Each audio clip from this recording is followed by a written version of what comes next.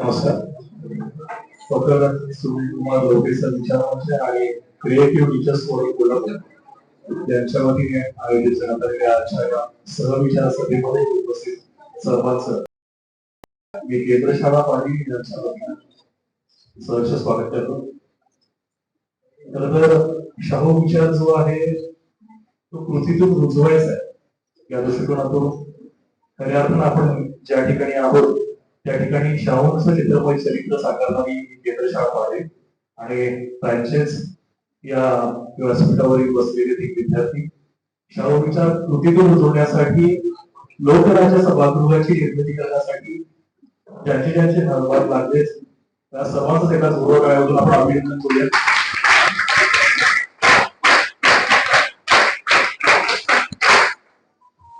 म्हणून मी मगाशी म्हटल्याप्रमाणे शाहू विचार हा कृतीतून रुजवला पाहिजे. चित्रमय चरित्र जर असलं तर भविष्यामध्ये शाहू विचारांची पिढी घडवण्यासाठी निश्चितपणाने शाहू चरित्राचा अभ्यास असेल, त्याचं वाचन असेल आणि त्यानंतर ज्याप्रमाणे राजर्षी शाहू महाराजांच्या माध्यमातून पुढील अनेक पिढ्या घडत गेल्या त्याप्रमाणेच त्यांच्या विचारांवरतीच चालत असताना विद्यार्थ्यांना सुद्धा व्यासपीठ मिळावं या दृष्टिकोनातून आपण आजची छोटी खाणी मुलाखत सुनील कुमार लोके सरांची ठेवलेली आहे. त्यामध्ये आपण शाळेचेच विद्यार्थी जे आहेत त्यांच्या मनामध्ये ज्या काही शंका आहेत, प्रश्न आहेत ते सरांना विचारतील. व्यासपीठावरती प्रीती चौगुले, मेघना जाधव आणि सर्वेश मोरे हे तीन विद्यार्थी या ठिकाणी उपस्थित आहेत. त्याचं सुद्धा आपण एकदा जोरदार यावरून स्वागत करूया.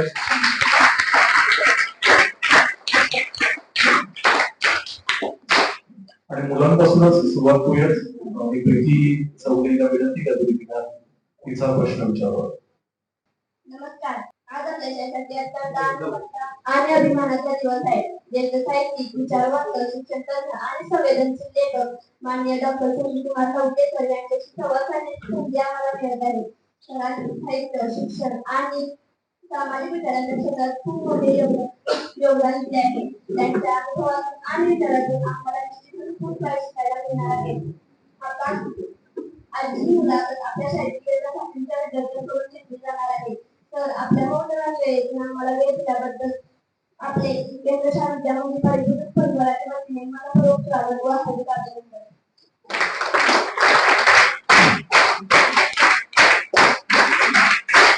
आता मी आमच्या विद्यार्थ्यांची ओळख करून देते. आजच्या मुलाखतीत सहभागी होणारे विद्यार्थी सर्वेश मोरे.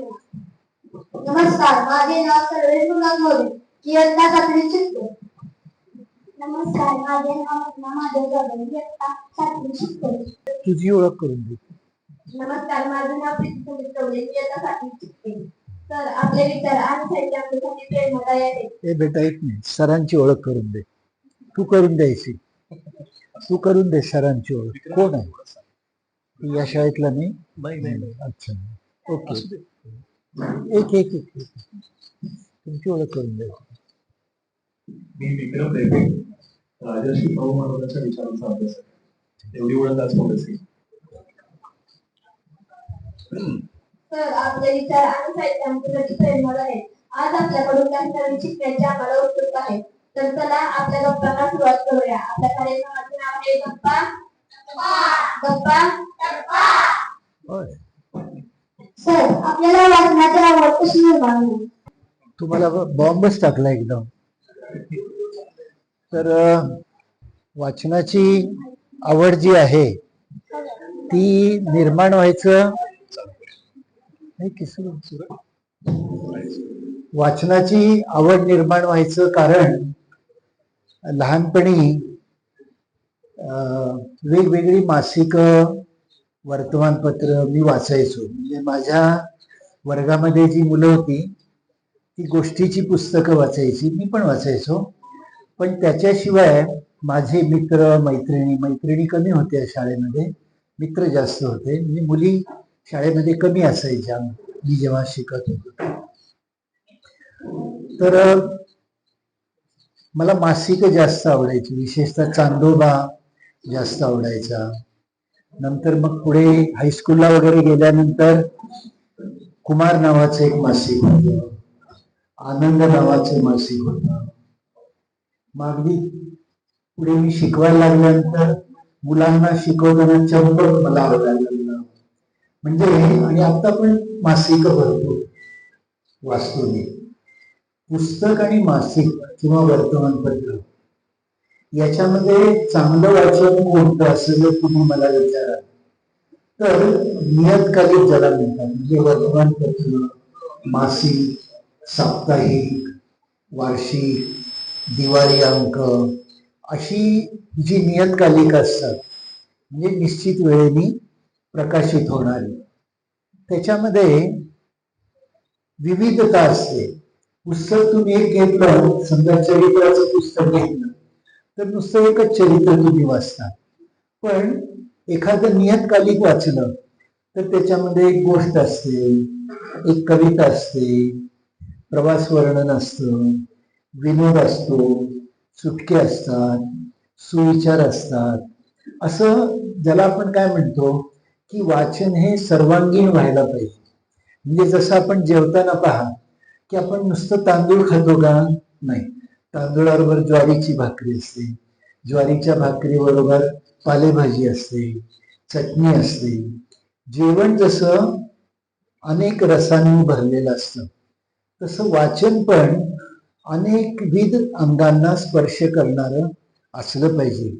त्यामुळे मला मासिक जास्त आवडतात पुस्तकांपेक्षा. पुस्तकं वाचायचीच, पण मासिक तुम्हाला तुमची वाचनाची आवड ही सर्वांगीण आणि सर्वस्पर्शी करतात.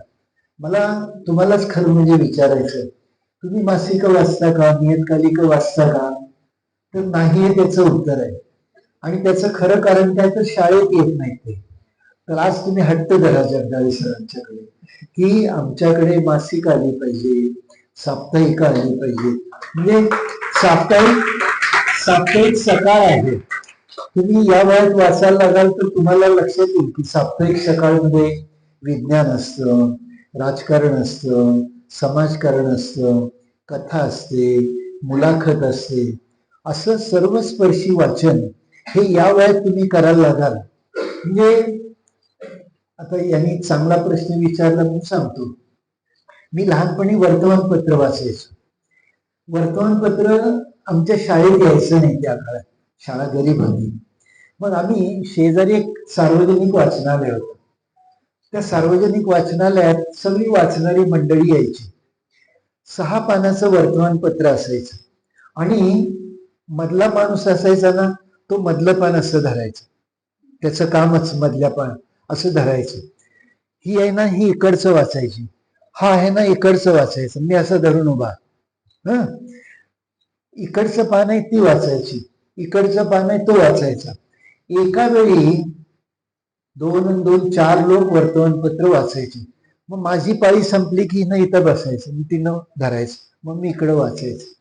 असं मी एक वर्तमानपत्र 4-5 जण मिळून वाचायचो, कारण पर्याय नव्हता दुसरा. पण वाचनाची आवड प्रचंड होती. आता तुम्हाला ते सांगावं की नाही मला प्रश्न आहे. पण तेव्हा वर्तमानपत्रामध्ये हे सगळे लोक बातम्या वाचायचे. मी काय वाचायचो, मला ते आवडायचं.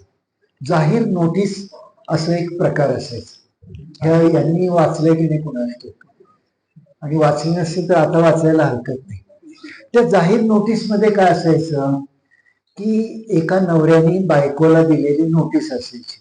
काय नोटीस असायची, तू गेले 3 महिने झाले घर सोडून गेलेली आहे. ही नोटीस वाचल्यापासून 3 महिन्याच्या आत आली नाहीस तर मी नवी पाठ लावीन, असं लिहिलेलं असायचं. मला ते पाठ लावीन वगैरे कळायचं नाही. मग मी गुरुजींना एकदा वर्गातच विचारलं, असं सॉरी अहो गुरुजी, पाठ लावणे म्हणजे काय, चावट बस म्हणजे काय. त्यांनी सांगितलं नाही. मग मी शोधून काढलं ते. म्हणजे वर्तमानपत्र वाचलं ना किंवा कोणतंही नवं वाचलं, आपल्याला प्रश्न पडले पाहिजे. आणि प्रश्न नुसते पडून नाही, त्याचा पाठपुरावा करायचा. मग मला पाठ लावणे कुणी सांगितलं असेल तर मी 7वीच्या पोराला विचारलं, तो म्हणला 8वीच्या पोराला विचार. 8वीच्या पोराला विचार, तो म्हणला 9वीच्या पोराला विचार. 10वीच्या पोराने सांगितलं. असं त्यांनी मला 9वीला असताना सांगितलं. मग माझा नवीन शोध सुरू झाला, संभोग करणे म्हणजे काय. मी तुम्हाला सांगतो, वाचन हा एक पाठलाग आहे की एकदा तुम्ही त्याच्या मागे लागला ना, तुम्हाला नवं नवं जग कळायला लागतं. ती जाहीर नोटीस वाचायला लागलो ना, मग मला जग कळायला लागलं की अरे लोक किती अमानुष असतात, बायकोला सोडतात, मग मुलं अनाथ होतात, मग मुलं अनाथ झाली की त्यांची परवड होते. असे नवीन नवीन जाणीवांचे झरे माणसामध्ये निर्माण होतात. म्हणून बहुअंगी वाचावं असं माझं म्हणणं आहे. आता हे सगळं तुम्हाला कळेल असं नाही, पण आता तुमचा पाठलाग सुरू होईल हळूहळू. अशा मुलाखतीतून पण एक नवा पाठलाग सुरू होतो अशी माझी धारणा आहे. सर, तुमच्या बालपणातील एखादी सुंदर आठवण आम्हाला सांगा. हो हो, बालपणाची एक सुंदर आठवण सांगा असं त्या मुलीने म्हटलेलं आहे. आता तुम्ही लहान मुलं आहे म्हणून मी फारच छान आठवण तुम्हाला सांगणार आहे. मी तुमच्या पहिली दुसरीला होतो, मला वाटतं बहुतेक दुसरीला असेल. मी म्हटलं ना की आमच्या वर्गामध्ये मुली कमी होत्या, 2 मुली होत्या आणि 20-25 मुलं होती, छोटी शाळा होती. तर पूर्वी शिक्षक असायचे ना, ते असे आग्रह करायचे शाळेमध्ये की प्रत्येकाकडे पुस्तक पाहिजे, पाठ्यपुस्तक पाहिजे, असा शिक्षकांचा आग्रह असायचा. चूक काही नव्हतं त्यांच्यात. त्यांना असं वाटायचं की आपण शिकवतो ते मुलाच्या हातात पुस्तक पाहिजे. पण गरीब आपला देश होता, सगळ्यांना काही पुस्तकं नव्हती.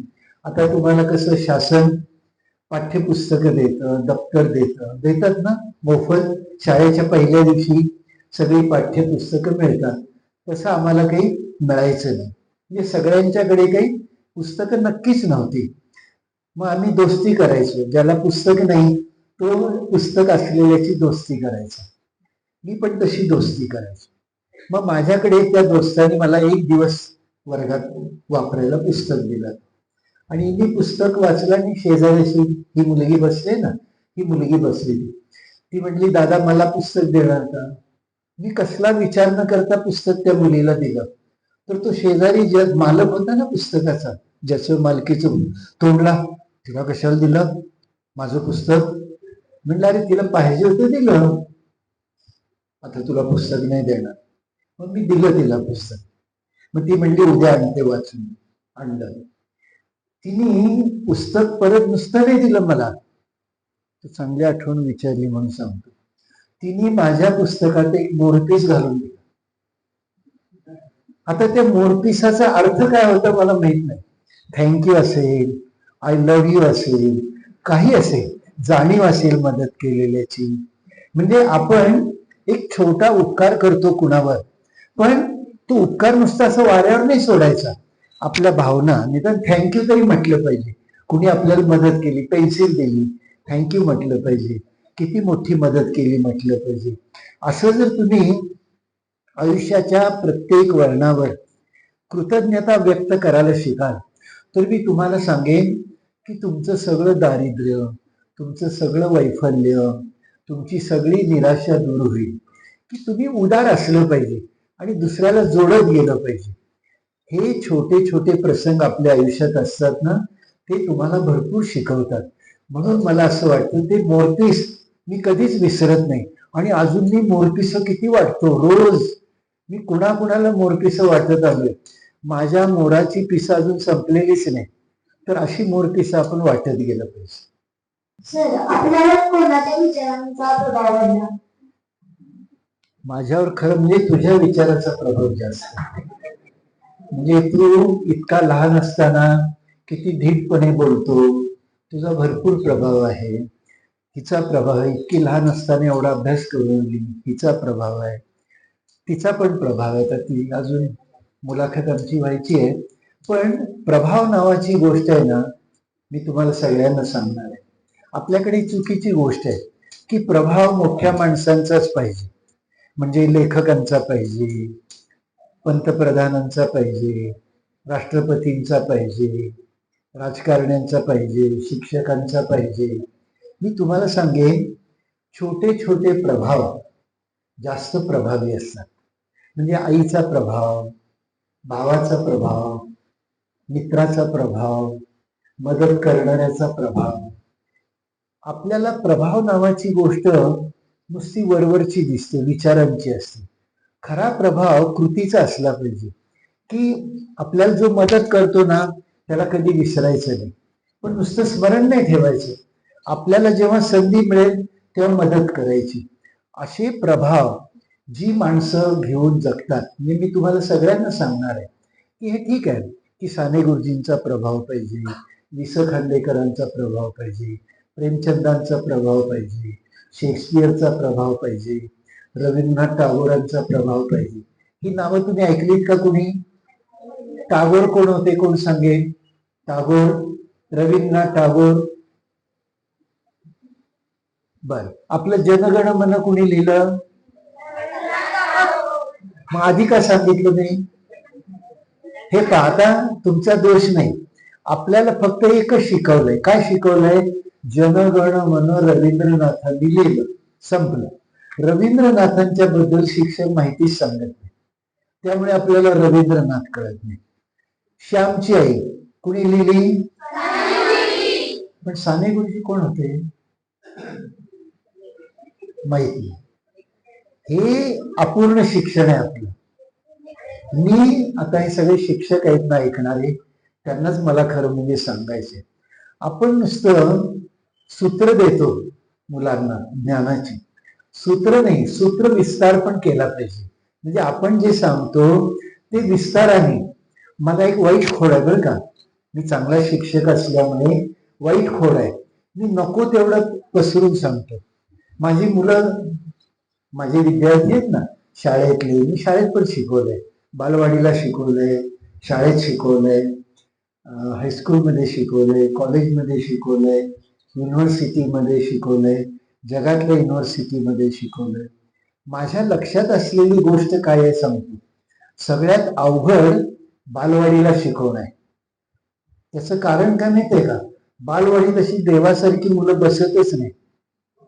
सगळ्यात प्रॉब्लेम त्यांना शांत करणे हाच प्रॉब्लेम असतो. आणि ज्याला शांत ठेवता येतं, ज्या बालवाडी शिक्षिकांना, त्या शिक्षिका म्हणून छान उपाय करतात. हाताची घडी तोंडावर बोट. हा काय उपाय नाही. हाताची घडी तोंडावर बोट न ठेवता मुलं आपल्याला नियंत्रित करता आली पाहिजेत. मग ती कशी करता येतात? छान गोष्टी सांगाव्यात, छान गाणी सांगाव्यात, छान चुटके सांगावे, छान नाच करून दाखवा, छान नक्कल करून दाखवावी. असे शिक्षक तुम्हाला आवडतात का नुसतं शिकवणारे आवडतात? काय बोलता येत नाही तुम्हाला? बोला की. बोला. पहिलीवाले म्हणजे कोण? नुसतं शिकवणारे नाही, नाच गप्पा गोष्टी, म्हणजे शिकवायचं सोडून सांगणारे. शिकवायचं सोडून सांगणारे शिक्षक आवडतात. असे शिक्षक तुम्हाला आवडलेच पाहिजे. पण आता असे शिक्षक आपल्याला घडवायला पाहिजे. म्हणजे न शिकवणारे शिक्षक, न शिकवणारे म्हणजे पाठ्यपुस्तक शिकवायचीच, पण त्याच्या पलीकडे जाऊन शिकवणं.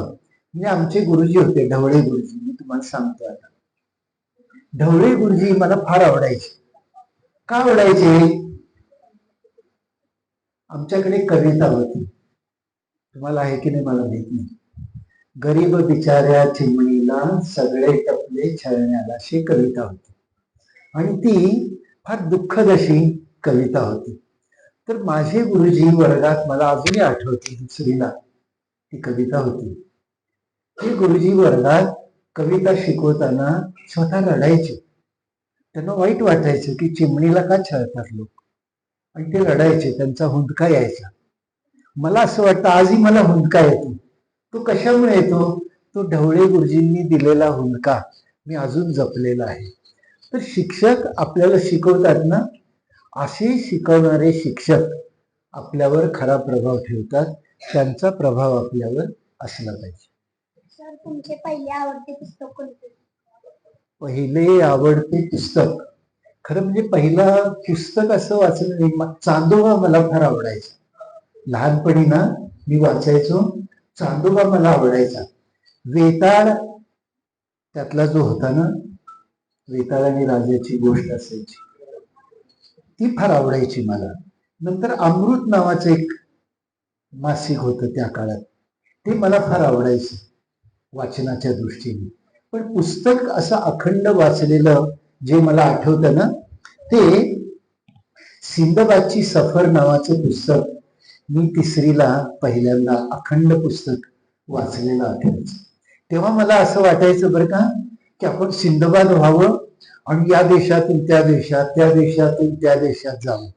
सिंदबादची सफर तुम्ही केव्हा तरी वाचा, फार छान ती गोष्ट आहे आणि अशी विस्ताराने लिहिलेली आहे. तर त्या सिंदबादच्या सफारीमध्ये ना की असं देशाटनाचा एक विचार आहे की मला माहित नाही तुम्ही सगळे महाराष्ट्र सोडून काय काय बघितलंय. कर्नाटक बघितलंय का तुम्ही? कुणी कुणी कर्नाटक बघितलंय? अच्छा. गुजरात गुजरात बघितलंय.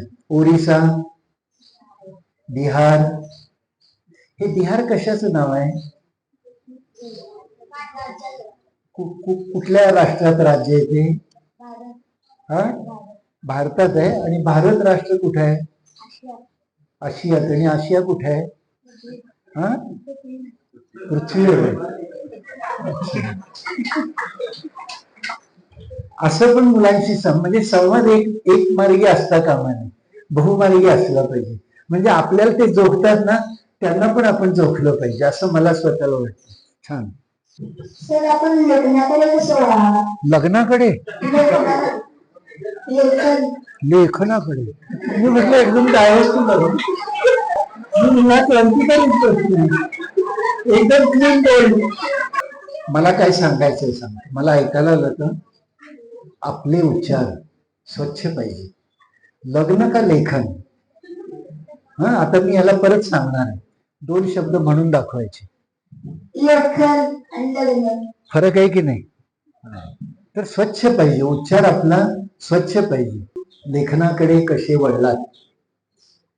8वीला असताना मी कविता लिहिली होती पहिली.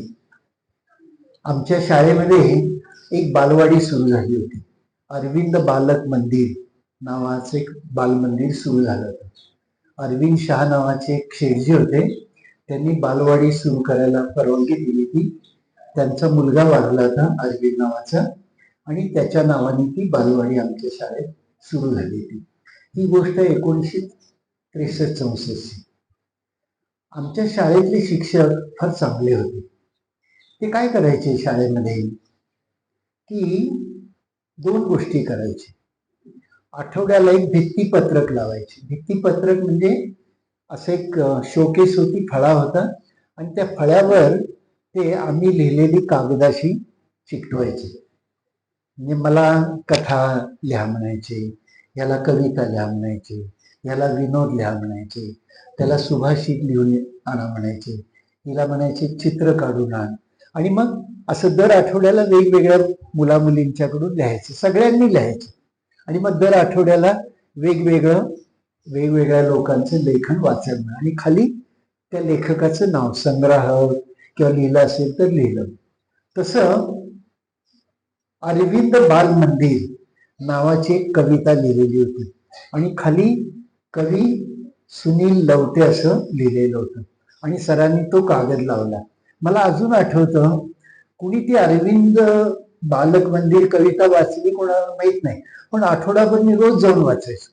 खुद लिखे खुदा पडे त्याला म्हणतात, की आपलं आपणच जास्त वाचतो, लोक फार आपलं कमी वाचतात. पण ते पण एक प्रेम असतं बरं का. आपल्यावर आपलं प्रेम असलं पाहिजे. आपल्यावर आपलं प्रेम असतं का तुम्हाला माहित आहे? आपल्यावर आपलं प्रेम असतं का? ह्याचं कोण उत्तर देईल? आपल्यावर आपलं प्रेम असतं का? मोठ्या माणसांनी पण उत्तर द्यायला हरकत नाही. असं गायकवाड सर सांगा की तुमच्यावर तुमचं कोणत्या गोष्टीवर प्रेम आहे?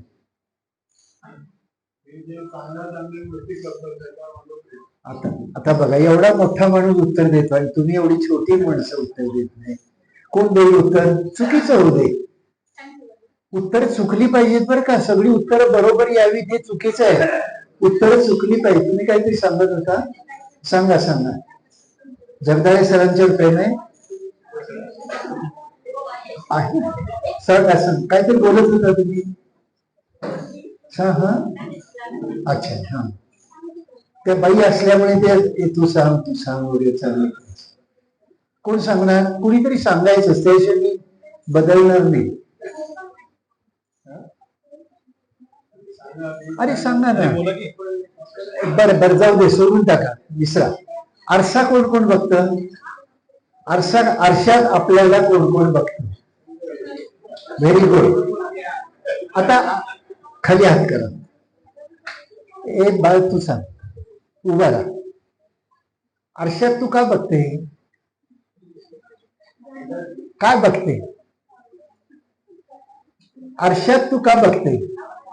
असं करते, छान दिसते का? असं करते, करते का? करते. छान. का करते असं? कधी विचार केलाय? छान दिसते. ह्याला खुद पर फिदा म्हणतात. आपण ऐका, ही चांगली गोष्ट आहे की आपल्याला पहिल्यांदा आपल्यावर प्रेम करतात. आपल्यावर प्रेम म्हणजे काय? आपण असणं, मी कोणतरी आहे ह्याचा एक शोध लागायला लागतो. मी आय एम, मी आहे असं तुम्हाला वाटायला लागलं ना, मग तुमच्यामध्ये हळूहळू येतो की मी कोणतरी आहे, मी आहे, मग मी कोणीतरी आहे. कोणीतरी आहे म्हणजे मी मॉनिटर आहे, मी वर्गात हुशार आहे, मी खेळात मोठा आहे, असं वाटत वाटत मोठं होणं. असं प्रेम वाटण्याची गोष्ट जी आहे ना, ती लेखनातून, वाचनातून, विकासातून येत जाते. म्हणून लिहायचं. आपल्याला मनात येईल, आपल्याला मनात येईल. मी तुम्हाला सगळ्यांना सांगणार आहे, मनात काय आलं ना, एक अशी छोटी वही ठेवायची, काही करायचं नाही, कुणाला दाखवायचं नाही. मात्र आपण जे लिहिलेलं आहे ना, कुणाला दाखवायचं नाही, मोठं होईपर्यंत लिहायचं. मात्र म्हणजे आज काय लिहायचं? मित्रांनी गोळी दिली नाही, लिहून ठेवायचं. दिली नाही, दिली नाही.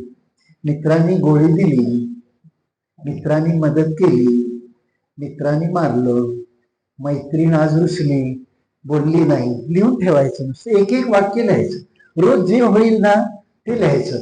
की आज वर्गात गुरुजींनी कारण नसताना मला रागवले, वाईट वाटलं, एवढंच लिहायचं. आज गुरुजींनी मला शाबासकी दिली, एक पेन बक्षीस दिलं, ते पण लिहायचं. आज आई रुसली, मला जेवण नाही दिलं, अभ्यास केला नाही म्हणून, मग खाली पण वाक्य लिहायचं. मी इथून पुढे आईला त्रास देणार नाही, रोज अभ्यास करीन. म्हणजे असं तुम्ही स्वतःबद्दल लिहायला लागलात ना. लेखन म्हणजे काही गोष्टी लिहिणं, लेखन म्हणजे कविता लिहिणं असं नाही. लेखन म्हणजे स्वतःला व्यक्त व्हायचं एक साधन आहे. तुम्ही ते व्यक्त होत चला, आपोआप तुम्ही लेखक व्हाल. आणि एवढ्या लहानपणी जर तुम्ही एखादी डायरी घातली आणि लिहायला लागाल ना, तुम्हाला हळूहळू लक्षात येईल. महिन्यानंतर पहिल्या दिवशी तुम्ही एक ओळ लिहाल, दुसऱ्या दिवशी 2 ओळी, तिसऱ्या दिवशी आणखीन एक परिच्छेद, पुढे पुढे 7वीला जाल तर मग अख्खं पान लिहायला लागाल. हळूहळू आपला लेखनाचा विस्तार होत जातो. मी ती बालवाडीची एक छोटी कविता लिहिली ना, पुढे मग मी कॉलेजला गेलो, मग प्रेम कविता लिहायला लागलो. आता माझं 75 वय आहे, तरी मी प्रेमकथा, प्रेम कविता लिहितो. त्यामुळे लिखाणाचा एकदा छंद लागला माणसाला ना, आणि तो लहानपणीच लागला पाहिजे. मी तुम्हाला सगळ्यांना सांगणार आहे की छंद हे लहानपणीच लागले पाहिजे, फक्त चांगले. म्हणजे नाद लावून नाही घ्यायचं. नाद आणि छंद हे कोल्हापुरात फार चुकीचा शब्द आहे. काय शब्द आहे माहित आहे कोल्हापुरात? नाद खुळा, नाद खुळा असा एक शब्द आहे. नाद वाईट गोष्टीचा असतो, नाद वाईट गोष्टीचा असतो, छंद चांगल्या गोष्टींचा असतो. नाद खुळा म्हणजे माणूस खुळाच होऊन जातो. आणि कोल्हापुरात त्याला टाळ्या वाजवतात. म्हणजे तुम्ही नादाला लागला की लोकांना बरं वाटतं, म्हणजे त्यांची सभ्यता टिकून राहते. मी तुम्हाला सांगेन, नादाला नाही लागायचं, छंद लावून घ्यायचे, चांगल्या मित्राची संगत करायची, गावात पण चांगले लोक असतील त्यांचं ऐकायचं. असं लेखन नावाची जी गोष्ट आहे ना, ती तुम्हाला एका सदाचार पंथाकडे, सद्विचार पंथाकडे, जगातलं चांगलं काय आणि वाईट काय हे तुम्हाला लेखन आणि वाचन आणि शिक्षण. म्हणजे आपले शिक्षक चांगले का माहिती आहे का? मला नेहमी वाटतं माझे शिक्षक चांगले का होते, तर मला ते चांगलं आणि वाईट दोन्ही सांगायचे. आणि काय सांगायचे, चांगल्याची संगत धर, वाईटाची संगत धरू नको. मला आठवतं की लहानपणी दुसरीला असताना, दुसरीपर्यंत म्हणजे आमचे गुरुजीच मला मागे बसवायचे. का बसवायचे कोणाच, बहुतेक थोडी उंची जास्त असल्यामुळे मला म्हणायचं की सुनील मागं बस. मग मागे बसलं की मागच्या मुलांच्याकडे शिक्षकांचं फार कमी लक्ष असतं, मुलांच्याकडे तर आणखीन कमी असतं. मग माझ्याकडे लक्ष असायचं नाही. मग मी हळूहळू काय करायला लागलो, सरांची नजर चुकवून पुढं पुढं पुढं येऊन बसावं आणि मग कडेला येऊन बसावं. मी पण हुशार होतो जरा, उंची आहे ना, पण आडाला कुणाला येणार नाही, मग कडेला बसायचो. ते गुरुजी म्हणायचे, तुला मी मागे जागा दिली ना, पुढे येऊन का बसला. मग मी त्यांना सांगायचं, तुमचं माझ्याकडे लक्ष असत नाही म्हणून मी पुढे येऊन बसतो. मग गुरुजींच्या लक्षात आलं की आपल्याला मुलांना पुढं मागं असं नाही. आता माझी एक नात शिकते, 11वीला आहे. तिला मी विचारलं परवा, तू कुठं बसते, तर आमच्या कॉलेजमध्ये नियम आहे म्हटले, रोज नव्या जागेवर बसायचं, रोज नव्या मैत्रिणीच्या शेजारी बसायचं, रोज नव्या मित्राच्या शेजारी बसायचं. अशी आपली बसायची पद्धत जर बदलली, नाहीतर मग एका वाकावर एक मैत्रिणी आयुष्यभर असतात, असं माझा अनुभव आहे. म्हणजे माझा मित्र 8वीला माझ्या बेंचवर होता, तो 11वीपर्यंत माझ्याच बेंचवर. ही चांगली गोष्ट नाही. आपल्याला नवे नवे मित्र, नव्या नव्या मैत्रिणी मिळाल्या पाहिजेत. वर्ग पण असा बदलत राहायला पाहिजे. रंगमंच जसा बदलतो ना, वर्ग पण बदलत राहायला पाहिजे. हे सगळं लेखनातून येतं, वाचनातून येतं, लिखाणातून येतं, अशी माझी धारणा. खांडेकर यांच्या विचारांचा आपल्यावर कसा प्रभाव पडला. तिचा प्रश्न आहे, वि स खांडेकरांचा तुमच्या विचारावर प्रभाव कसा पडला. मी एक भाग्यवान विद्यार्थी होतो. आमची शाळा वि स खांडेकरांनी सुरू केली. तुला माहित आहे वि स खांडेकर कोण. कुणी प्रश्न दिला तुला, हा प्रश्न कुणी दिला, कुणी दिला, गुरुजींनी ना. हे माझ्यातला खरा शिक्षक जागा आहे बरं का. शिक्षक खरा जागा पाहिजे, मी तुम्हाला सांगतो सगळ्यांना. आणि शिक्षकांनी पोपट नाही, गरुड बनवले पाहिजे. शिक्षकांनी गरुड बनवले पाहिजे. यांच्या शिक्षकांनी यांना असं काय सांगितलं नाही, तुमचे तुम्ही प्रश्न तयार करून या आणि तुमचे तुम्ही विचारा. तुम्ही मोबाईलवर जावा, लवटे सरांची माहिती घ्या, तुम्हाला जी माहिती मिळेल त्याच्यावर प्रश्न करा. प्रोजेक्ट पण स्वयंप्रेरित पाहिजे. म्हणजे ते परत छापाचेच गणपती होतात, असं नाही होता का. मी टीका नाही करत, पण मुक्त शिक्षणाकडे हळूहळू आपण गेलं पाहिजे. तर बेटा, मी तर आधी तुला सांगतो, वि स खांडेकर हे मराठीतले एक मोठे लेखक होते. आणि ते मोठे का होते, तर ते आधी शिक्षक होते. जो शिक्षक असतो ना, आणि पुढे मग तो लेखक होतो, तो मोठा होतो. मी तुला नावच सांगतो, साने गुरुजी आधी शिक्षक होते, मग लेखक झाले. वि स खांडेकर आधी शिक्षक होते, मग लेखक झाले. रवींद्रनाथ आधी शिक्षक होते, मग लेखक झाले. प्रेमचंद आधी शिक्षक होते, मग लेखक झाले. तर वि स खांडेकर हे असे शिक्षक होते मुळात, की SSC ते 8व्या क्रमांकाने उत्तीर्ण झाले. SSC माहित आहे ना तुला. SSC नाही, तू कितवीला, 7वीला. नंतर कितवीला ना, मग नंतर 10वीला काय म्हणतात माहित आहे, नाही, त्याला SSC म्हणतात. म्हणजे तिथं शालेय शिक्षण संपतं. तर ते त्यांच्या 11वीमध्ये महाराष्ट्रात 8वे आणि महाराष्ट्र, गुजरात, कर्नाटकमध्ये 13वे आले होते. हुशार विद्यार्थी होते. मला ते आवडायचे का माहिती आहे, तुम्हाला सगळ्यांना सांगतो. ते लहानपणी भरपूर वाचायचे. लहानपणी त्यांना चष्म्याचा 8 नंबर आला होता. म्हणजे लहानपणीच असं वाचायचे. तुम्हाला एकालाही नंबर नाही, म्हणजे चष्मा नाही. का माहित आहे का, तुम्हाला चष्मा का नाही? मलाच का चष्मा आहे? तुम्ही वाचत नाही. वाचायला पाहिजे भरपूर. जे वाचतात त्यांना चष्मा येतो, ज्यांना चष्मा येत नाही ना ते वाचत नसतात. असं साधारण हे आपलं परिचय. साधारण ना, साधारण. आता ज्यांना चष्मा नाही त्यांनी जरा विचार करा. हे असं आणखीन एक जावई शोध यांनी लावलेलं आहे. मोबाईलमुळे चष्मा येतो, ते खरं आहे. पण आता ही मोबाईल बघताना यांना कसं चष्मा आला नाही? तर ते मोबाईल नाही, वाचनामुळे चष्मा येतो. वाचनामुळे ना दोन्हीचे 4 डोळे होतात, 4चे 8 होतात, 8चे 16 होतात. ही वाचनाची आणखी मोठी गंमत असते. तर वि. स. खांडेकर असं जवळून वाचायचे आणि वाचता वाचता 73व्या वर्षी दृष्टीच गेली त्यांची. दिसेनासंच झालं. वि. स. खांडेकर मोठे का माहितीये का? वाचनाने दिसेनासं झालं त्यांना. मला ते आवडतात का? वाचायचे भरपूर, लहानपणापासून भरपूर वाचायचे. तर त्यांनी आपल्या मराठीमध्ये एक ययाती नावाची कादंबरी लिहिली आणि ती भारतभर गाजली आणि त्यांना भारतातलं साहित्याचं सगळ्यात मोठं पारितोषिक मिळालं.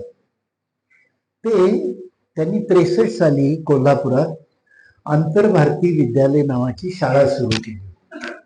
मी त्या शाळेचा पहिला विद्यार्थी, पहिला म्हणजे पहिले 13 जे विद्यार्थी होते त्यातला मी होतो. आम्ही रिमांडम मधली मुलं होतो. आम्ही पहिल्या दिवशी शाळेला उपस्थित होतो. ते आम्हाला शिकवायचे, छान शिकवायचे. म्हणजे ह्या सगळ्यांनी वि. स. खांडेकर वाचलेले. मला वि. स. खांडेकरांनी 4 वर्ष वेळोवेळी शिकवलेले. कधी यायचे वर्गात आणि शिकवायचे.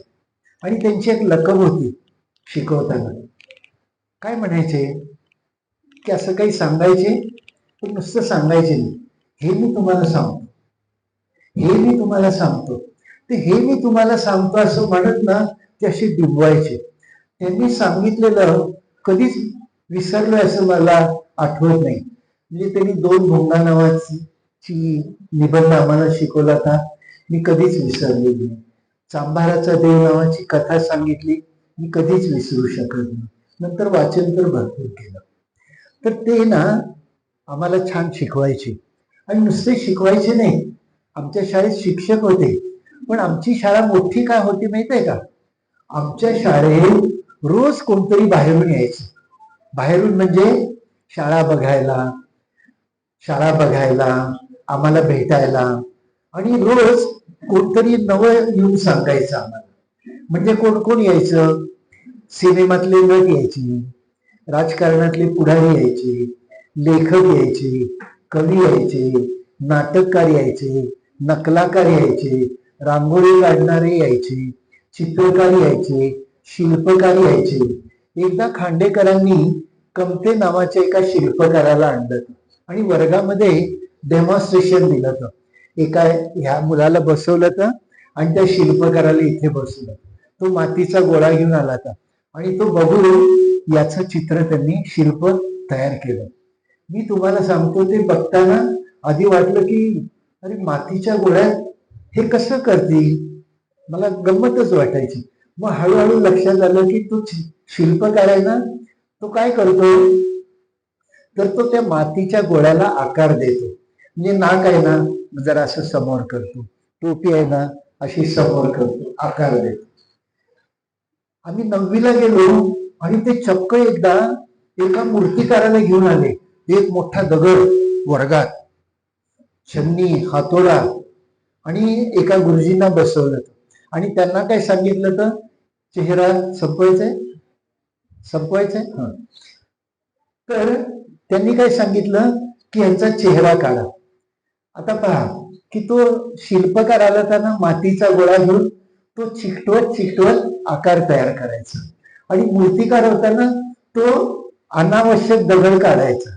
पहा, शिल्प जेव्हा तयार होतं 2 प्रकारे, आवश्यक गोष्टी दूर करणं आणि आवश्यक गोष्टी जोडणं. आपलं जीवन कसं घडतं माहितीये का? शिक्षक शिल्पकार का? तर ते अनावश्यक काढतात, आवश्यक जोडतात, म्हणून आपण चांगले होतो. शाळेतल्या शिक्षकांचं सगळं ऐकायचं. मग आपण अधिक चांगले मोठे होतो. सगळंच्या सगळं ऐकलं की आपण पूर्ण होतो. म्हणून शिक्षकांचं पूर्ण सगळ्यांनी ऐकावं. या मुलांच्या प्रश्नांमुळे मला स्पष्ट पडलं आता काय विचारायचं. सहनी गेल्यावरच एवढी तगडे आता पुढे काय विचारायचं मला पण दडपण तरी सुद्धा आपल्याकडे शेवटचे 5 मिनिट आहेत आणि त्याच्यामध्ये काही महत्वाचे प्रश्न मला विचारायचे आहेत. सरांचं जे आत्मचरित्र आहे खाली जमीन आणि वर आकाश, तर सगळी आत्मचरित्र जर आपण बघितली तर वेगवेगळ्या भाषांमध्ये आलेलीच आहे. पण सरांच्या आत्मचरित्राचं एक वेगळं वैशिष्ट्य आहे, त्याचा आम्हाला पुढे प्रयत्न झालेला ते सरांच्या उत्तरात सांगितलं. पण सर ते आत्मचरित्र जे आहे ते ब्रेल मध्ये काढावं असं का वाटतं तुम्हाला? ब्रेल मध्ये आपण आपला एक जीवन व्यवहार आहे. म्हणजे मराठीमध्ये ना दमा मिरासदार नावाचे एक विनोदी लेखक होऊन गेले. तुम्ही मोठे झाले की त्यांच्या गोष्टी वाचा. मला फार त्यांच्या गोष्टी आवडतात. मी शिकवायचो पण त्यांच्या गोष्टी. बापाची पेन नावाची त्यांची एक गोष्ट होती. बापाची पेन म्हणजे त्या गोष्टीचं नाव आहे, पण एक शाळा आहे अशी खेड्यातली आणि ती शाळा एका वर्गात भरते आणि त्या वर्गामध्ये मागे पोती रचलेली असतात आणि ती जी शाळा जिथे भरते ना तो पेंडीचा व्यापारी असतो. तर तो पेंडीचा व्यापारी पेंड विकायचा नाही, तो भांग विकायचा. म्हणजे पेंडीमध्ये भांग घालून विकायचा. आणि मुलं काय करायची, मागचा मुलगा मागच्या पोत्यात हात घालायचा, मुठभर पेन काढायचा, पुढच्या मुलांना द्यायचा. त्याचं कामच सुरू असायचं दिवसभर. आणि मग एकदा काय होतं, त्या पोत्यांच्या मध्ये एक गांजेचे पोत असत आणि त्या सगळ्या पोरांना तो गांजा फिरतो आणि मग चढते गांजा पोरांना आणि गुरुजी त्यांना उलटे दिसायला लागतात. त्या गोष्टीमध्ये गंमत काय माहितीये का, की गुरुजी असे डोक्यावर उभारलेले दिसतात. एक मुलगा तर गुरुजी डोक्यावर का उभे? गुरुजी म्हणतात कुठे? मी तर बसलेला आहे. अहो नाही, अहो तुम्ही डोक्यावर उभे आहे. तो असा वळायला लागला. पोरं पण सगळी अशी वळायला लागली. अशी छान गोष्ट आहे ती, तुम्ही केव्हा तरी वाचा. त्यांनी एक गोष्ट लिहिली. काय सांगितलंय? दमा मिरासदार विनोदी माणूस असतो ना, त्याला सरळ जीवन कधीच दिसत नाही. त्याला व्यंग्य दिसतं.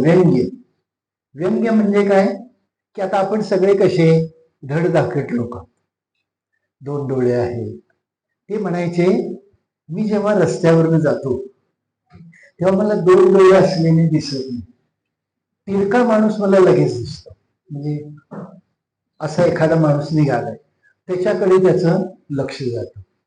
त्यात त्यांनी लिहिलंय की लोक छान बटणं बिटणं लावून जातात रस्त्यावरनं नटून थटून. ज्याचं बटन लावायचं राहिलेलं असतं तोच मला फक्त दिसतो. नंतर त्यांनी सांगितलंय की बहिरी माणसं असं ऐकतात ते मला फक्त दिसतं. आंधळा माणूस काठी टेकत चाललाय तो मला दिसतो. पुढे ते काय म्हणतात, मला नॉर्मल माणसं दिसत नाही. मला नॉर्मल माणसं दिसत नाही. नॉर्मल माणसं दिसणं बंद झालं पाहिजे. ॲबनॉर्मल लोक आपल्यापेक्षा ज्याच्यामध्ये जे कमी आहे, मग कुणात पैसे कमी असतील, कुणात शिक्षण कमी असेल, कुणाला एक डोळा नसेल, कुणाला एक कान नसेल, कुणाला एक पाय नसेल, आपल्यापेक्षा ज्याला जे कमी आहे ते दिसलं पाहिजे.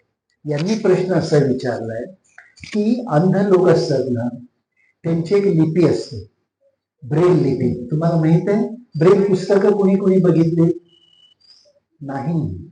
आता मी तुम्हाला उद्या माझं खाली जमीन वर आकाश आहे ना, 3 भागामध्ये ब्रेल लिपी आहे. ब्रेल लिपीमध्ये ते मी जगदाळे सरांना भेट म्हणून, माझ्याकडे 2 कॉपीज आहेत, भेट म्हणून देतो. अंध मुलं ना, माझ्या कॉलेजमध्ये मी अंधांसाठी फार सुविधा केल्या होत्या. माझ्या कॉलेजमध्ये मी प्रिन्सिपल झाल्यावर 600 मुलांच्या मध्ये 150 मुलं अंध, अपंग, मतिमंद अशी आणली ती. कुठून कुठून शोधून आणली ती. मुखी बहिरी पण आणली आणि त्यांना सगळ्यांना मी सगळ्या सोयी करून दिल्या त्या. म्हणजे कॉम्प्युटर आणला तर मी त्यांच्यासाठी जॉर्ज सॉफ्टवेअर आणलं, म्हणजे अंधांना लागणारं सॉफ्टवेअर. ब्रेल लिपी आहे ना, ती लिपी कशी असते, उठावाची लिपी असते, म्हणजे टोचून टोचून तयार केलेली असते आणि तुम्ही स्पर्श केला की ती वाचता येते. फक्त शिकायला लागतं. मला वाचता येते थोडी ब्रेल लिपी. फार कमी डोळस लोक आहेत की ज्यांना ब्रेल लिपी वाचता येते. ब्रेल लिपी अंध लोकच वाचतात किंवा शिकवणारे वाचतात. खरं म्हणजे सगळ्या डोळे असणाऱ्यांनी ब्रेल लिपी शिकली पाहिजे. म्हणजे त्यांचं वाचन ही किती अडथळ्याची शर्यत आहे हे तुमच्या हळूहळू लक्षात येईल. तर ब्रेल लिपीमध्ये ते पुस्तक करण्याची इच्छा माझ्यात कशी निर्माण झाली, तर निवांत अंध विकासालय नावाची पुण्यात एक संस्था आहे. तर त्या संस्थेने मला बोलवलं होतं असंच मुलांशी बोलायला. सगळी अंध मुलं आहेत तिथे, स्पर्धा परीक्षेची आहेत, शाळेतली आहेत वगैरे. आणि त्या बाईंनी, आता वारल्या परवा ते, नीता बडवे म्हणून, तर त्या म्हटल्या की तुम्ही या मुलांना खाली जमीनची गोष्ट सांगा. म्हणून मी खाली जमीन म्हणजे माझं चरित्र थोडक्यात सांगितलं. मग मी त्यांना नंतर माझी गोष्ट झाल्यावर विचारलं की आता प्रश्न विचारा तुम्हाला काही पडले असतील. तर एका मुलाने मला विचारलं, सर हे तुमचं पुस्तक ब्रेल मध्ये आहे का? तरी म्हणलं गड्या नाही. आणि त्या बाई अभिमानाने सांगत होत्या, यांच्या खाली जमीनचं भाषांतर हिंदीमध्ये झालंय, इंग्रजीमध्ये झालंय, गुजरातीमध्ये झालंय, कन्नडमध्ये झालंय. पण त्या अंध विद्यालयात त्यांना असं वाटलं नव्हतं की ब्रेलमध्ये करावं. त्यांनी त्या दिवशी जाहीर केलं की मी या मुलांसाठी तुमचं खाली जमीनवर आकाश येत्या काही दिवसात ब्रेलमध्ये करते. आणि लिटरली त्यांनी आठवडाभर बसून स्वतःच्या हस्ताक्षराने, म्हणजे त्यांना ब्रेल पुस्तकं तयार करता यायची. पूर्वी ते सुईनी करायचे, आता यंत्र निघालेले आहे त्याची. आमच्या त्या संस्थेत आम्ही परवा ब्रेल पुस्तकं तयार करणारी यंत्र आणलेली. आता आम्ही कोणतंही पुस्तक दिलं ना, 5 मिनिटात आम्ही आता ब्रेलमध्ये करतो, एका क्षणामध्ये. सॉफ्ट कॉपी असली की ते ब्रेलमध्ये होतं. तर त्या मुलाच्या प्रश्नामुळे आमच्या असं लक्षात आलं की ते ब्रेलमध्ये असलं पाहिजे. ते ब्रेलमध्ये जाण्याची गंमत काय तुम्हाला सांगतो. आपल्या सगळ्या भाषांना आपल्या एक भाषिक आपली लिपी असते. ब्रेल ही वैश्विक लिपी आहे. ब्रेलमध्ये इंग्रजी पण लिहिलं जातं, ब्रेलमध्ये फ्रेंच पण लिहिलं जातं, ब्रेलमध्ये मराठी लिहिलं जातं, ब्रेलमध्ये कन्नड लिहिलं जातं. ब्रेल ही वैश्विक लिपी आहे. आपल्या लिप्या फक्त नेटिव्ह आहेत. तर त्यामुळे काय झालं माहिती आहे का, मराठीत ब्रेल आणल्यामुळे त्या ब्रेलवरनं इतर भाषांतर, इतर लिपीमध्ये भाषांतर झाले. तर मी तुम्हाला सांगेन, अंधांना दिसायला लागलं की जगाला दिसायला लागतं. त्यामुळे आपली पुस्तकं अंधांसाठी आपण सुरू केली पाहिजे. सरांनी ब्रेलचं पुस्तक तयार केलं, त्यामुळे कोल्हापुरात शोध घेत असताना कोणाची ब्रेल पुस्तक आहे ते तुमच्या पुस्तकात पोहोचलो. मागेशी मॅडम इथंच आहे, त्यांनी रेफरन्स दिला आणि त्याच्यानंतर मग शाहू महाराजांचं पहिलं ब्रेलचं चरित्र माझ्याकडून प्रकाशित झालं. टाळ्या वाजवा सगळे. पुस्तक प्रकाशित होण्यामागे सुद्धा प्रयत्न केला, तुमचा सुद्धा हात त्याबद्दल मी आभार व्यक्त करतो. आणि राजर्षी शाहू महाराज, शाहूपुत्र राजा महाराज आणि रंगारी तारावाणी या तिन्ही पुस्तकं आपण आता ब्रेलमध्ये केलेली आहेत. आणि भविष्यात आपल्याला राजर्षी शाहू महाराजांचं इंग्रजीमधून ब्रेल चरित्र प्रकाशित करायचं आणि ते तुमच्या हस्ते प्रकाशित व्हावं अशी माझी इच्छा आहे.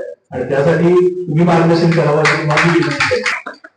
कार्यक्रमाच्या उत्तराला वळायच्या साधारणतः 2-3 मिनिटं आहेत, परंतु जाता जाता मला सरांची सौमित्र कोटेंनी जी नुकतीच मुलाखत घेतलेली आहे त्याच्यामध्ये सरांचे विचार जे आहेत ते ठळक काही विचार आहेत ते मला आवर्जून मांडायचे आहेत. आणि आपण आज या छोटेखानी मुलाखतीला समारोप करूया. सरांनी एक महत्वाची गोष्ट त्या ठिकाणी सांगितलेली आहे की रुपये 80 ते 80,000 पर्यंत त्यांचा जरी प्रवास असला तरी सुद्धा 80,000 जे आहेत त्याचा सुद्धा समाजासाठी कसा उपयोग सातत्याने करता येईल यासाठी प्रयत्न आहे. त्यांनी एक गोष्ट महत्वाची सांगितली जे विद्यार्थ्यांसाठी सातत्याने ते सांगत होते की माझे विद्यार्थी नोटमध्ये मी कमी आणि माझ्या स्कूल जास्त झालेली आणि याचा त्यांना निश्चितपणाने आनंद आहे. सरांनी बदल कुठले घडले पाहिजे या प्रश्नाला उत्तर दिलेलं होतं की शिक्षण समृद्धीची जाणीव म्हणजे स्वतःच्या समृद्धीची जाणीव झाली पाहिजे. मग अशी त्यांनी सांगितलं आयुष्यात बघतोय काय तर स्वतःच्या समृद्धीची जाणीव कशी झाली पाहिजे आणि नागरिक म्हणून काय करते पाहिजे त्यांनी सिग्नलचं उदाहरण दिलं. स्वतः सिग्नल असताना मागून रेड असतं लाईट असताना सुद्धा वाट वाजायचे पण जर थांबताय जोपर्यंत ग्रीन लाईट लागत नाही. अजून तुम्ही महत्वाचं वाक्य बोललेलं आहे त्या ठिकाणी की बदमाशाची पंढरी जरी आली तरी देवाची आनंदी आपल्याला जगायचे त्यासाठी ते समज टीचर सगळे बसलेले आहेत त्यांचा हातभार नक्कीच नाही. अजून एक सर तुम्ही त्या ठिकाणी बोलता बोलला की जेव्हा जेव्हा सहज प्रवास याच्यावर असतो तेव्हा तुम्ही कुठलीही असं त्यांना प्रश्न विचारतो म्हणजे थोडक्यात जात विचारली जाते तर त्यांनी सातत्याने त्याचं उत्तर दिलेलं आहे. तुम्ही कुणापैकी याला उत्तर द्यायचं आहे मी माणसात देईल. तुम्ही कुणापैकी याला प्रश्न विचारा तर समोरच्या माणसापैकी असं उत्तर द्यायला दिलं. निश्चितपणाने सरांनी सांगितल्याप्रमाणे त्यांच्या एकंदरीत व्यक्तिमत्वावरती त्यांनी आजपर्यंत ज्या ज्या व्यक्तींचं चरित्र वाचलेलं आहे वाचनातूनच माणूस समृद्ध होतो त्याचं खऱ्या अर्थानं उदाहरण जे आहे ते सुनील कुमार लोढे सरांच्या माध्यमातून आपल्याला दिसेलच. जाधव सर जे टीचर्स आहेत या ठिकाणी त्यांना काय संदेश द्या मगाशी तुम्ही सांगितलेलं होतं आणि एकंदरीत जर आपण विचारला तर मला सुद्धा सातत्याने एक प्रश्न विचारला जातो सध्या कोल्हापूरमध्ये आणि तो परखडपणे मी मानतो की कोल्हापूरचा शाहू महाराजांच्या विचाराचा डीएनए बदलला जातोय का असा एक प्रश्न मला विचारला जातोय. तर शाहू विचार रुजवण्यासाठी काय करावं लागेल आणि शिक्षकांनी विशेषतः हे सगळे विचार जे आहेत ते रुजवण्यासाठी विद्यार्थ्यांपर्यंत काय केलं पाहिजे हा एक छोटासा प्रश्न तुम्हाला अखेरचा विचारतो. शाहू महाराज, शिवाजी महाराज, फुले, आंबेडकर, महात्मा गांधी, रवींद्रनाथ टागोर अशी सगळी जी मोठी माणसं आहेत म्हणजे आपण कोल्हापुरात नुसतं शाहू महाराजांचा विचार करतो पण तो एकांगी विचार आहे. माझं म्हणणं की कोल्हापूरने आता व्यापक व्हायला पाहिजे जाणीवांच्या स्तरावर की शाहू महाराज श्रेष्ठ होते नक्कीच, सयाजीराव गायकवाड श्रेष्ठ होते नक्कीच, शिवाजी महाराज श्रेष्ठ होते नक्कीच, पण इतिहास नावाची जी गोष्ट आहे त्याच्या पलीकडचं एक व्यापक असं जीवन आहे की जे जीवन वेगवेगळ्या अंगांना स्पर्श करतं. म्हणजे महात्मा फुले मोठेच पण महात्मा फुलेंच्या पेक्षा सावित्रीबाई मोठ्या असं केव्हा तरी आपल्याला हळूहळू लक्षात यायला पाहिजे.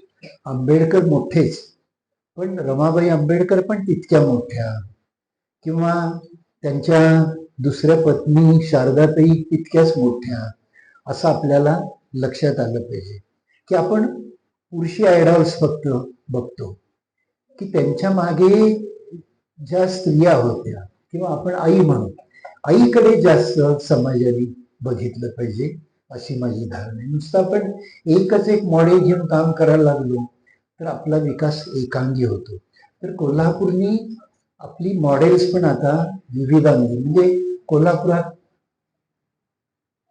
आबालाल रेहमान नावाचा चित्रकार होता, कोल्हापुरात अल्लादिया खान नावाचा एक गायक होता, कोल्हापुरात मोठे आपले शिल्पकार होते मोठे. हे सगळी कोल्हापूरची रोल मॉडेल्स आहेत.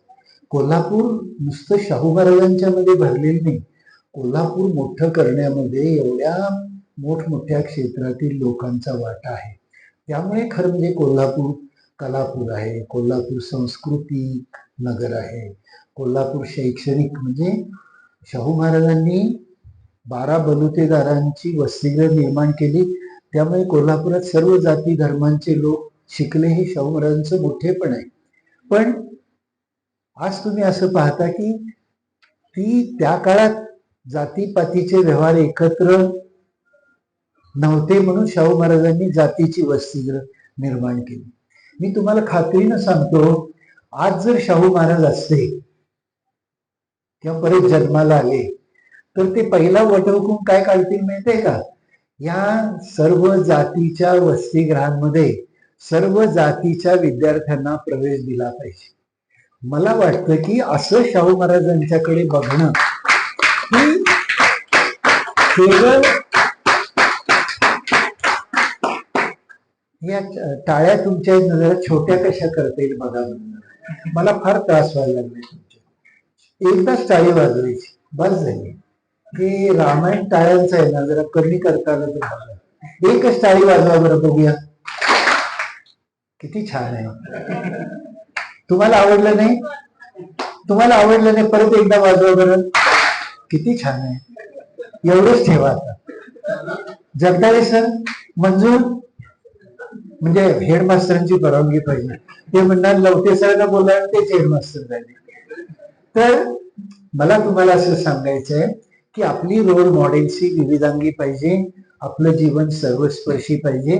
आता मी यांच्याकडे काही माईक देत नाही. मी या तिघांच्याकडे एक एकदा माईक देणार आहे आणि एक प्रश्न, एक तिघांना एकच प्रश्न आहे, तो त्यांनी उत्तर द्यायचं आणि आपली मुलाखत संपेल. या मुलाखतीने तुम्हाला काय दिलं? तुला या मुलाखतीतून काय मिळालं? मला या मुलाखतीतून मिळाले की आपण सतत वाचन केले पाहिजे. Very good.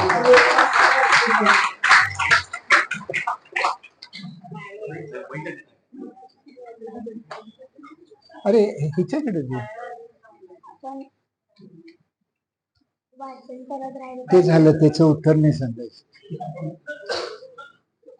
कॉपी नाही करायची. पुस्तकं वाचली पाहिजे. ते झालं, वाचन झालं. मासिक वाचली पाहिजे. ते झालं, जुनं झालं. जरा विचार कर, तोपर्यंत तू बोल. आपण शिक्षणाचे सगळं ऐकलं पाहिजे. वा, आता तू सांग. ही दोन उत्तरं सोडून तिसरं उत्तर द्यायचं. द्या द्या तिच्याकडे. लेखन केले पाहिजे. लेखन केले पाहिजे. Very good.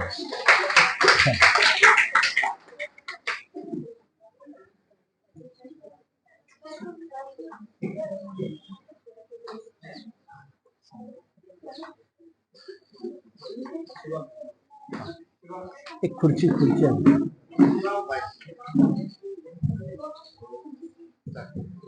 सर्वांना नमस्कार. डॉक्टर सुनील कुमार लवटे विचार मंच कोल्हापूर यांच्या वतीनं आम्ही प्रत्येक महिन्याला शेवटच्या आठवड्यामध्ये मासिक सभा घेत असतो. आज असा योग आलेला आहे, आमच्या विचार मंचचे सहसचिव, त्या विद्यामंदिरचे मुख्याध्यापक दीपक जगदाळे सर यांच्या सौजन्यामुळे आज आमची मासिक सभा आता या मुलाखतीनंतर होणार आहे. हा कार्यक्रम घडवून आणण्यासाठी सरांनी, त्यांच्या सहकाऱ्यांनी, शिक्षकांनी, मित्रांनी खूप धडपड केलेली आहे, कष्ट घेतलेले आहेत आणि आजचा मुलाखतीचा पण कार्यक्रम अतिशय सुंदर झाला. एक टाळी, एक टाळी. तर निश्चितपणे मगाशी आपण ऐकलं सुरुवातीला सरांच्याकडनं की समाजाप्रती आपण सतत कृतज्ञ असलं पाहिजे. कोणी काही चांगलं केलं असेल तर त्याचं कौतुक केलं पाहिजे. बरोबर आहे सर? अगदी. आणि म्हणून आता ही मुलाखत मला आवडली, नियोजन मला आवडलं आणि म्हणून आमचा काहीतरी ठसा या ठिकाणी असावा म्हणून मी हा 20 गोष्टींची पुस्तकं, त्याच्यामध्ये चरित्र पण आहेत, पुस्तकं इंग्रजीत आहेत. तर आजचे जे अँकर हे इंग्रजीचे शिक्षक आहेत, ते हिंदीची पुस्तक कधी देणार नाही.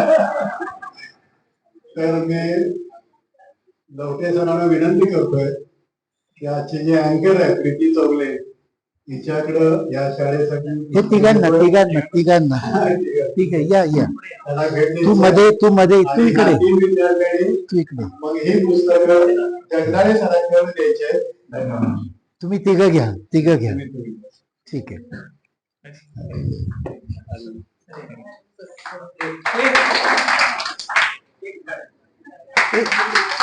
अरे नाही एका दमात पाहिजे हा. थँक्यू. ह्यांना म्हणायचं मी नाही दिलेलं. हे बघ, जो मदत करतो त्याला थँक्यू म्हणायचं. आणि एक मिनिट, तुम्ही यांना आश्वासन द्या की काहीतरी हे पुस्तक दिल्याबद्दल काय आश्वासन द्याल? हा. हे पुस्तक आम्ही रोज वाचलं. वा वा. विचारणार होतो, वाचणार की नाही. हा. आमचे कार्यकारिणी सदस्य सन्माननीय जॉन क्रूज हे खाडाचे शिक्षक आहेत. त्यांना विद्यार्थी आवडतात, सतत विद्यार्थ्यांच्या सहवासात असतात आणि आजच्या या प्रसंगी त्यांनी शफीर पठाण लिखित, बघा हे एक महाराष्ट्रातला मुलांना विचारतो, हे कोण आहेत? कोण होते ते? कोण आहेत? अधिकारी आहेत. कसले अधिकारी आहेत? नाही, सगळे अधिकारी असतात. हे कसे अधिकारी आहेत? बरोबर आहे. सदैव जनतेचा विचार करणारे, जनतेसाठी कायदे राबवणारे अधिकारी, IAS अधिकारी आहेत तुकाराम मोठे साहेब.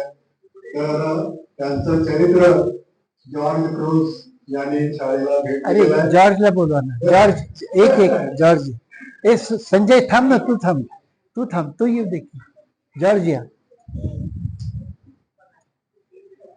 जॉर्ज साठी एक टाळी. जगनाने सरांना भेट द्या.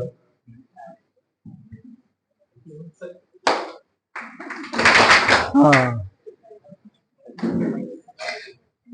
योग्य वयात जर मुलांनी पुस्तक वाचलं तर नक्की आयुष्याची वाट सापडेल. आणि आजचा विषय होता वाचन. मी हे पुस्तक दिलेलं आहे. Thank you everybody. बाय. अशा सहा विचार सभेला सुनीलकुमार लोकेसर यांनी संबोधित केलं. त्याबद्दल उपस्थित सर्वांचे आभार व्यक्त करतो. धन्यवाद.